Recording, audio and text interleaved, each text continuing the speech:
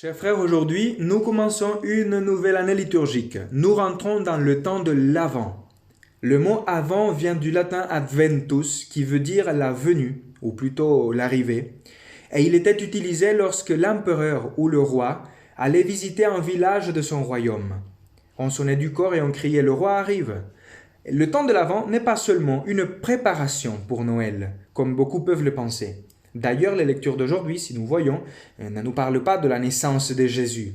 L'Avent est surtout un temps où l'Église célèbre l'attente de la venue de Jésus-Christ à la fin des temps. Dans son sermon sur l'Avent, saint Bernard parlera de la triple venue de Jésus-Christ. La première, c'est justement sa venue dans la chair, l'incarnation, ce qu'on fête justement à Noël. Ensuite, la deuxième venue, ce sera le retour glorieux du Christ, la parousie. Mais entre les deux, dit saint Bernard, il y a une venue intermédiaire du Christ. Et c'est quand cette venue? C'est maintenant. Et le Seigneur arrive dans ta vie pour te visiter et combler toutes tes attentes. C'est pour cela que la parole d'aujourd'hui nous parle de la façon d'attendre le Seigneur, avec deux conseils. L'Évangile nous dit « Prenez garde et restez éveillés ».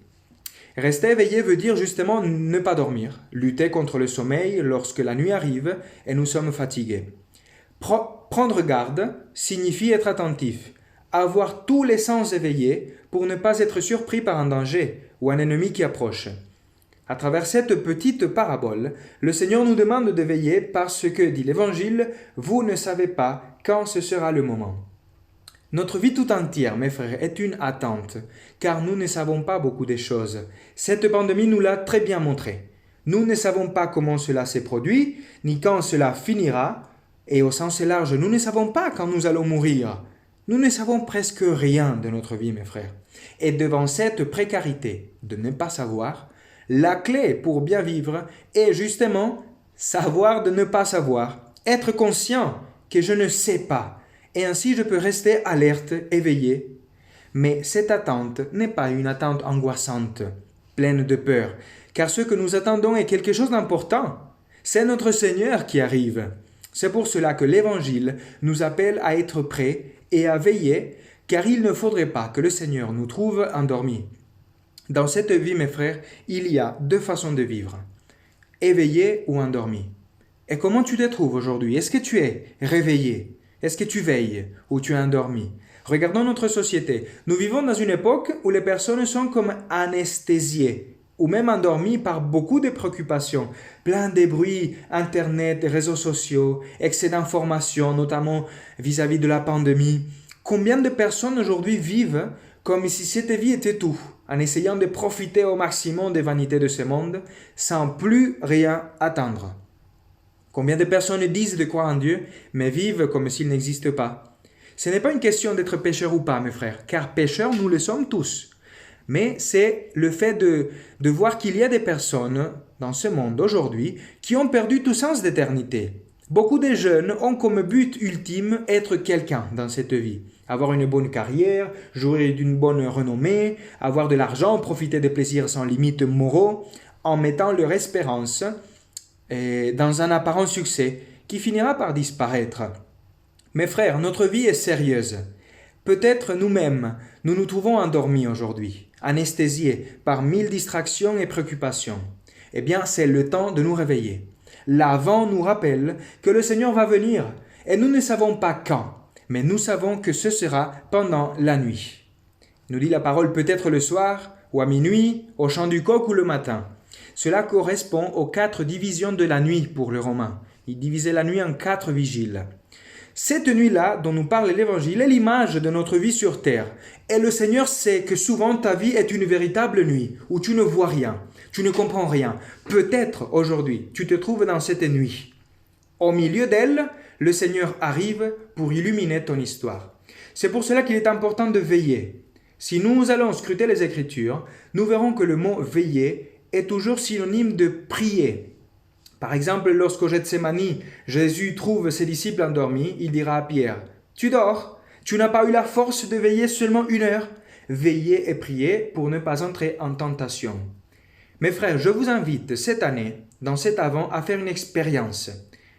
l'expérience concrète de couper la nuit en deux. Mettez le réveil au milieu de la nuit, vers 3 heures, 2 heures du soir, et réveillez-vous pour prier le Seigneur à genoux pendant un moment. Le Seigneur vous inspirera. Je vous assure que ce temps sera un temps de grâce énorme, parce que le temps de l'Avent est un temps privilégié pour entrer dans cette prière de combat, pour ne pas entrer dans la tentation la plus grande qui est celle de s'endormir dans le péché et de ne plus espérer le Seigneur. Donc, nous comprenons que veiller veut dire prier, et l'expression « prenez garde » nous appelle à la persévérance, qui est pour nous la deuxième façon d'attendre. Le thème de la persévérance est très présent chez saint Paul. D'ailleurs, dans la deuxième lecture, il nous rappelle que nous attendons la révélation de notre Seigneur Jésus-Christ. Et dans cette attente, dit l'Évangile, le Seigneur a fixé à chacun son travail et a demandé au portier de veiller. C'est-à-dire que nous avons tous une tâche à faire. Notre façon de veiller, d'être vigilant, c'est d'exercer notre mission, qui peut être père de famille, mère, époux, épouse, catéchiste, éducateur, prêtre, veuf, malade, qui est aussi une mission, souvent on l'oublie. Le Seigneur nous a donné à tous une place, un rôle. Quelle que soit notre vocation et notre état de vie, le Seigneur fait de nous les gardiens de sa maison. C'est pour cela que pour nous est un appel à la conversion, car nous pouvons nous aussi nous endormir dans notre poste de garde, en pensant que la maison n'est pas à nous, c'est-à-dire l'Église, la mission, l'évangélisation. Peut-être tu as laissé tomber ta mission aujourd'hui, car tu es découragé. Et demande au Seigneur la grâce de la persévérance. Même si tu te trouves au plus profond de ta nuit, de l'obscurité, rentre, je t'invite à rentrer dans la persévérance chrétienne. Veiller dans la prière et la persévérance dans la mission sont donc les deux façons d'attendre. Et là, on peut se poser une question. Mais pourquoi il faut attendre le Seigneur? Pourquoi le peuple d'Israël attendait le Messie? C'est très simple, mes frères. Parce qu'ils n'en pouvaient plus de leurs péchés. Le peuple d'Israël, fatigué de péché, crie vers le Seigneur et il dira ce qu'on a chanté dans le psaume « Dieu, fais-nous revenir, jamais plus nous n'irons loin de toi ». Cela veut dire qu'Israël avait compris que la conversion est avant tout une grâce de Dieu.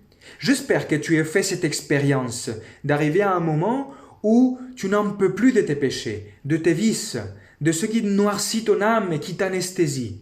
Peut-être tu es maintenant dans cette situation. Alors crie. La bonne nouvelle, c'est que tu peux crier comme le prophète Isaïe et dire « Ah Seigneur, si tu déchirais les cieux et descendais !» Eh bien, le Seigneur l'a fait. Dans l'incarnation de son Fils Jésus-Christ, il a déchiré les cieux qui étaient fermés à cause du péché d'Adam. Par sa passion, il a détruit tous nos péchés et nous a ouvert la porte à la conversion. Et par sa résurrection qui se rend présente aujourd'hui, le Seigneur arrive pour te donner la vie éternelle que tu désires. Voilà le cri de l'Avent. Le Seigneur arrive. Adventus. Réveille-toi. Ne sois pas endormi comme le peuple d'Israël, qui n'a pas reconnu en Jésus-Christ le Messie attendu. Reconnais le Seigneur dans ta vie aujourd'hui, qui arrive à travers cette parole. Mes frères, le temps de l'Avent est un temps d'attente joyeuse. C'est différent du carême. Le carême est une préparation pour Pâques. L'Avent n'est pas qu'une préparation pour Noël, mais pour l'arrivée de Jésus-Christ dans ta vie. Ce n'est pas un temps pénitentiel justement comme le carême. D'ailleurs, l'Église n'enlève pas l'Alléluia pendant le temps de l'Avent. C'est un temps d'attente joyeuse à l'image d'une fiancée qui attend son fiancé. Elle ne sait pas quand il arrive, mais elle sait qu'il va arriver. Une des pires des choses dans cette vie, mes frères, c'est de vivre sans plus rien attendre, de perdre le sens de l'attente, parce qu'il te semble d'avoir tout vécu ou parce qu'il n'y a plus d'avenir. J'espère que ce temps de l'Avent nous fera recouvrer le sens de l'attente impatiente de la venue du Seigneur, dans la prière, la persévérance dans notre mission et en demandant à Dieu la grâce de la conversion. Courage mes frères, je vous souhaite à tous une bonne attente joyeuse, un bon temps de l'Avent.